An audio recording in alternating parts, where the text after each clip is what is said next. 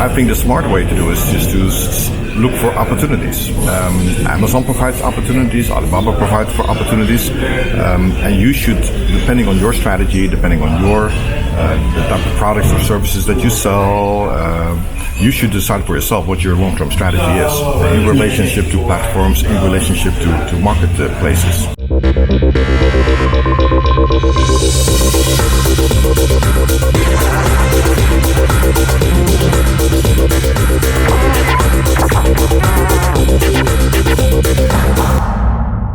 Wijnand Jongen.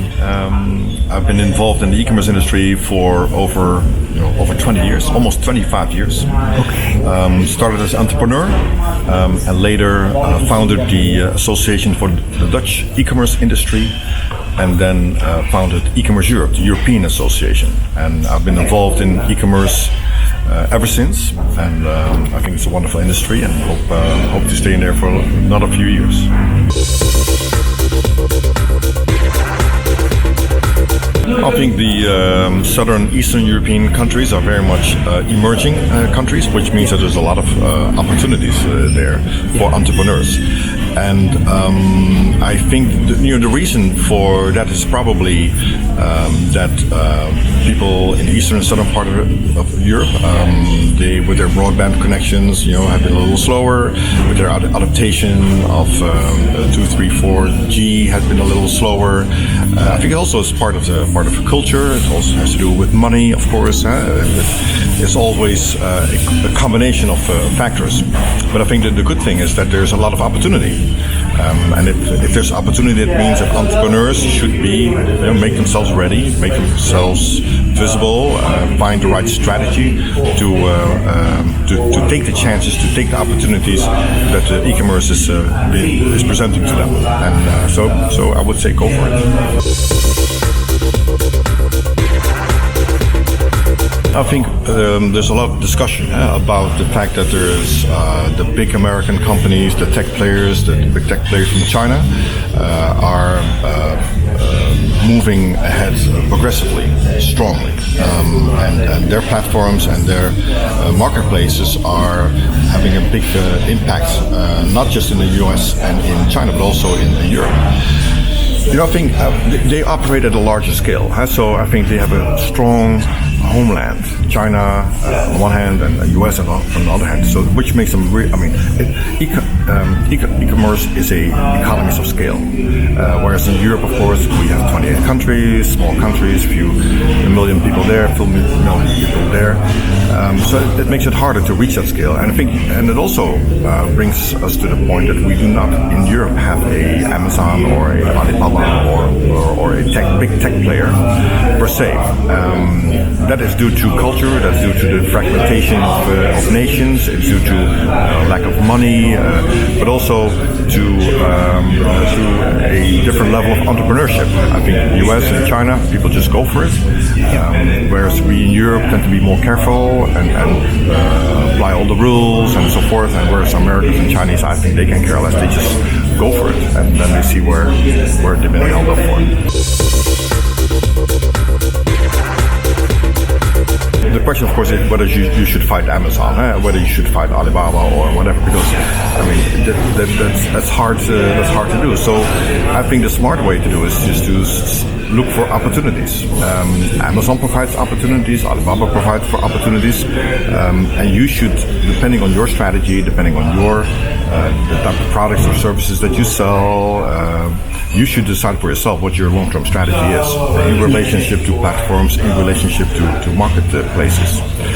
Sometimes you have to create your own. Sometimes you have to start working together, form alliances, form cooperations with other companies to make a stronghold of what's happening in your country. And I think a lot of countries do not realize that they still have a strong position, that they can help their companies become stronger within their own country, within their own framework, as Europe should do. We should make European companies stronger. We should provide for the right set of entrepreneurial atmosphere that we can also create a Amazon.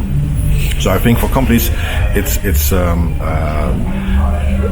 I'm not saying you should not fight it. You should just look for opportunities. For me, the glass is half full. Try to find the opportunities that are out there. If they're not out there, find another way. You should always be entrepreneurial and find your way into the future.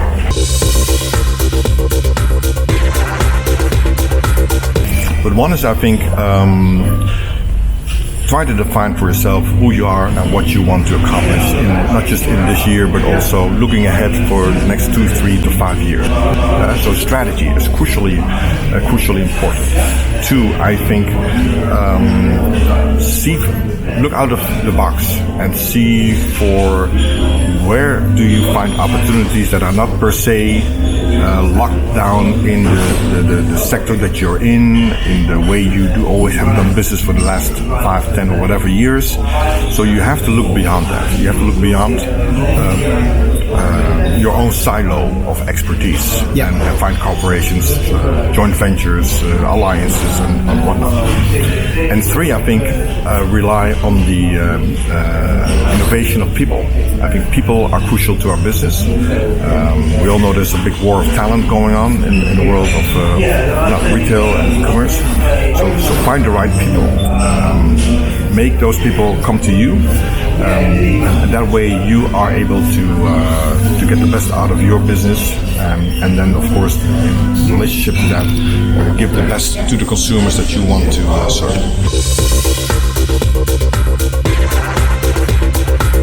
I think customer retention is crucial to any business. I mean, you want to keep your most loyal clients, and I think data and retail is a data game. Data is at the basics of customer retention. Is at the basics of our e-commerce industry. So I would say to any entrepreneur, you should get your data straight, and you should rely on your data, because data is the basics of your business now, but especially in the future. So fully support of keeping those customers, making them more loyal. Because loyalty of customers is hard to get.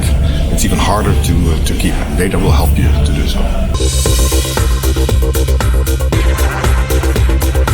I think machine learning is just part of an evolutionary process. It's part of the next generation of how we make data smart. And I think algorithms are definitely going to help us get a better life. I think with machine learning, other than with deep learning, machine learning still puts people in charge. I mean, we tell the machine what to do, what to look for, what to search for, and so we give them direction. With deep learning, that's a little different. Then the machines start to think for themselves, and they think maybe other things than we might. So that's a little scarier. But I think it's part of a process. We thought that the first algorithms were scary a few years ago, and now I think we just have to adapt to the fact that as long as we are in control, so we can still gear the machines towards the direction that we want. I think it will help us. It will make us smarter. It will make us. It will help people in their daily lives, and it will help businesses grow. Well, I think my book has now been a bestseller for almost 2 years, being published in more than 10 languages in more than 25 countries. Over 50,000 copies have been sold, so I'm very, very proud of that. And I think the book touches on the transformation of retail in general, and the way offline, online retail are truly merging into one another, and that's the always connected world, and the impact on consumers. And my vision and my view is that for the first time in history, retailers, both online and offline, have a hard time following the changing behavior of consumers. So we as consumers want things now, we want things faster, and we change our behavior so fast that we as retailers have a hard time following that. And I think the book touches on that as something that is being recognized globally. I think that's why it's has become a bestseller all over the world, which I thought is great. I'm very proud of, and I think the book is written in such a way that that you recognize yourself both as a entrepreneur or as a consumer from that part, but also from a governmental perspective.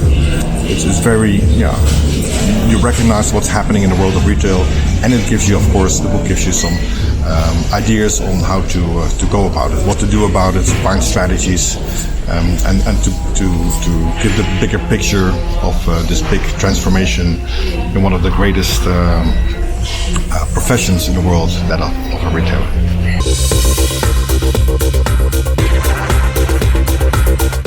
What's frustrating me at this point in time is that we, and I think you touched already with some of your questions, but is that we in Europe just have a hard time keeping up with the Americans and the Chinese. Of course, they have their scale, and we as Europe are very much fragmented. It's still a hard time creating this one digital market. Cross-border is still not easy to sell and to buy. And I think there's still a lack of entrepreneurship to a big sense. I think we need strong entrepreneurs, we need innovative entrepreneurs, we need to educate our people. There's a lot of frustration. Our school systems are still trying to raise people for the old situation, for the old high street market. And I think we should be much more progressive and innovative in that sense, and educate people for next generations of retail.